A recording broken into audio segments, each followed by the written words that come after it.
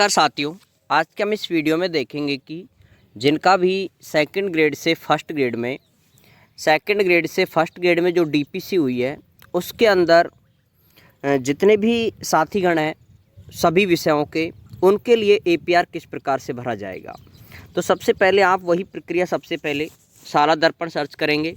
उसके बाद फर्स्ट वाले ऑप्शन पे आप यहाँ पर क्लिक करना है और उसके बाद जैसे आप आगे चलते हैं उसके बाद इस तरह का इंटरफेस आता है।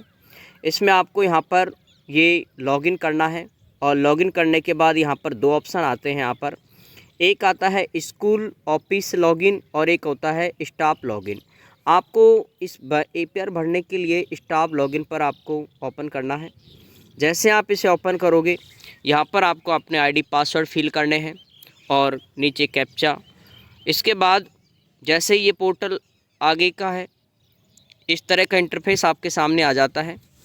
यहाँ पर जो थ्री लाइन जो दिखाई दे रही है आपको, थ्री लाइन पे आपको क्लिक करना है। जैसे ही थ्री लाइन के बाद आगे जो आप देखोगे तो ये ऑप्शन आता है। एक आता है यहाँ पर होम, एक है एपीआर। ठीक है, एपीआर वाले को आपको ओपन करना है। जैसे ही आप इसे ओपन करोगे उसके बाद यहाँ पर एपीआर डैशबोर्ड पे आपको जाना है और उसके बाद इस तरह का इंटरफेस आपके सामने आएगा। ठीक है, तो आपको यहाँ पर 24-25 वाला सेलेक्ट करना है। अभी जो भर रहे हैं हम ये 24-25 वाला भर रहे हैं। उसके बाद यहाँ पर जो बेसिक डिटेल्स आएगी ओके करने पर और फिर यहाँ पर क्लिक टू फिल या एडिट न्यू एपीआर इस वाले ऑप्शन पर आपको क्लिक करना है। जैसे आप इसे ओपन करोगे उसके बाद जो आएगा इंटरफेस वो इस तरह का आएगा आपके सामने। वार्षिक कार्य मूल्यांकन प्रतिवेदन, लोक सेवकों का प्रकार। अभी आपको डेट को लेकर के किसी भी प्रकार का कोई इशू नहीं है, आप इसको बिल्कुल निश्चिंत रहें। और इसमें आपको तृतीय एवं द्वितीय श्रेणी श्रृंखला के शैक्षिक कार्मिक का चयन करना है। ठीक है, लोक सेवकों में से। अब इसमें यहाँ पर ये जो डेट है ना, उस डेट का मैं आपको यहाँ पर अंकन बता रहा हूँ अलग अलग। द्वितीय और तृतीय का आप जैसे ही चयन करोगे उसके बाद डेट का बड़ा इशू है, क्योंकि यहाँ पर आपको दो बार जो दिनांक है उसका चयन करना है। एक बार आप सेकंड ग्रेड थे उस समय तक और फिर आप लेक्चरर बने हो उस समय के लिए। तो यहाँ से देखो ये जो डेटें हैं ये कॉलम में आपको दिख रही होंगी। इसके अंदर आपको यहाँ से यहाँ तक दिनांक का चयन करना होता है और वो है 1 जुलाई से 2024 से लेकर के 30 जून 2025 तक। अब आप इसमें अलग अलग वो है, इसके लिए मैं आपको यहाँ पर क्लियर डेट बता देता हूँ एक बार ताकि ये कन्फ्यूजन आपका हट जाए। यहाँ से आप एक चीज़ देख पा रहे होंगे, ये फर्स्ट ऐसा कार्मिक का ही लिया है मैंने, यहाँ पर भरा है एपीआर जो कि डीपीसी के द्वारा सेकंड ग्रेड से फर्स्ट ग्रेड हुए हैं।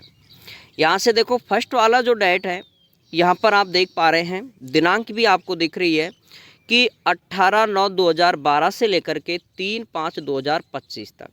अर्थात ये जो 3/5 है ना, ये आपकी रिलीविंग डेट है अभी की। ठीक है, अभी की जो रिलीविंग डेट है वो यहाँ पर है 3/5/2025। ध्यान रखना, ऑफलाइन जो कार्य ग्रहण किया गया था वो वाली दिनांक यहाँ पर नहीं आती है। ठीक है, जो आपने ऑनलाइन किया है वही डेट इसके अंदर, अब जो आपने अभी रिलीव होकर के अब ज्वाइन की है आपने दूसरी स्कूल, वो वाली डेट ही यहाँ पर आती है।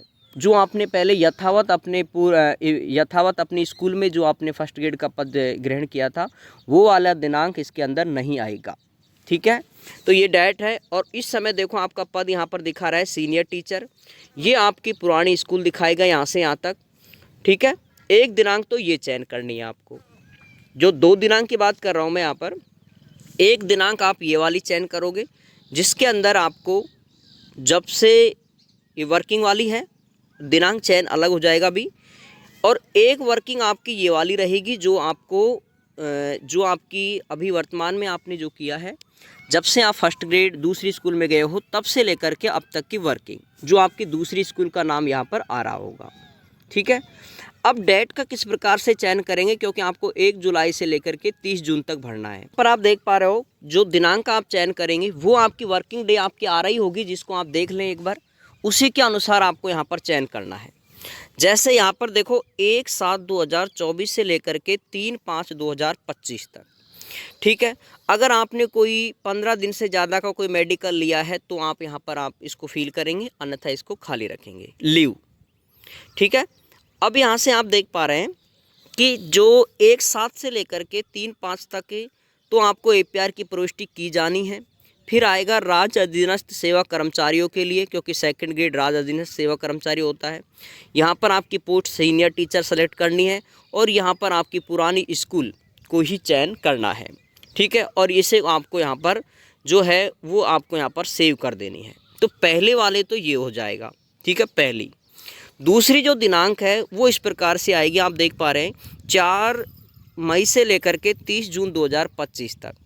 इसके अंदर आपको यहाँ पर जो APAR में जो यहाँ इसको आप ओपन करोगे, इसके अंदर 4 ऑप्शन आते हैं, ठीक है। अब 4 ऑप्शनों में देखो 4-5 ऑप्शन है और इन 4-5 ऑप्शनों से आप ऐसे नहीं सोचे कि इसमें क्या क्या है। और यहाँ पर इन सभी ऑप्शनों में से जो सबसे बेस्ट ऑप्शन है आपको सेलेक्ट करना है वो है किसी के अधीन न्यूनतम 3 माह सुपरविजन की सेवा में नहीं है, इसका आपको चयन करना है, ठीक है। अब यहाँ पर मैं सभी को बता रहा हूँ आपको, अलग अलग हैं वो कौन कौन से हैं। इसमें आपको पोस्ट कौन सी आएगी, फर्स्ट ग्रेड वाली आ जाएगी और इसमें आपकी नई स्कूल जो कि वर्तमान में आप पोस्टेड हो इस स्कूल का चयन करना है और फिर इसे आपको सेव करना है, ठीक है। अब ये 4 ऑप्शन देख लो आप एक बार। यहाँ पर जैसे ही आप सेकंड वाले को आप जो कि 4 मई से लेकर के और 30 जून तक वाले को आप जैसे चयन करोगे, इसके अंदर आपको ये 4 ही नज़र आएंगे, ठीक है। इसमें देखो पहला जो ऑप्शन है वो आपको क्लियर समझ आ रहा होगा, उक्त अवधि में लोक सेवक राज्य के सेवा में नहीं था। तो ऐसी स्थिति आपकी बिल्कुल है ही नहीं, क्योंकि आप राज्य के सेवा में हैं वर्तमान में। अब है उक्त अवधि में लोक सेवक अन्य सेवा में कार्यरत था। अन्य सेवा का मतलब यहाँ पर होता है अन्य डिपार्टमेंट से, ठीक है। तो वो भी आप बिल्कुल नहीं हो, क्योंकि अभी आप वही एजुकेशन डिपार्टमेंट में हो। तो इसके अंदर अन्य का आप चयन करेंगे नहीं इसके अंदर, ठीक है। अब जो सबसे सेफ और सबसे सही ऑप्शन है वो है किसी के अधीन न्यूनतम 3 माह सुपरविजन की सेवा में नहीं थे। अगर आपको फर्स्ट ग्रेड में भी 3 माह से ज़्यादा हो जाते तो आप 2 बार यहाँ पर APR फिल करते, ठीक है, अलग अलग डेटों के अनुसार, और ऑफिसर्स का भी आप अलग अलग चयन करते। इसलिए 3 माह से कम का है तो आपको सीधा यहाँ पर चयन करना है और उसको सेव करना है। यहाँ पर आप एक चीज़ देखेंगे ज़रूर कि जैसे आप फर्स्ट वाली दिनांक होगी ना आपकी, ये 1/7 से लेकर के 3/5 तक, इसके अंदर ही आपको ऑफिसर चूज करने का ऑप्शन देगा, ठीक है। और जो 4/5/2025 से 30/6 तक है, इसके अंदर ये वाले ऑप्शन नहीं आएंगे, ठीक है। यहाँ पर कुछ नहीं आएगा, ब्लैंक आएगा यहाँ पर। और इससे आप देखो किसी के अधीन न्यूनतम सेवा के अधीन न्यूनतम 3 माह का सुपरविजन की सेवा में नहीं है और इसे आपको सेव करना है, ठीक है। ऑफिसर्स का चूज आप वही करोगे जो कि आप सेकंड ग्रेड में थे, वही आपका PO रहेगा पुरानी स्कूल का, ठीक है। और इसके अलावा वही CBO रहेगा और इसके अलावा आपका JD रहेगा, ये आपको चयन करना है, ठीक है।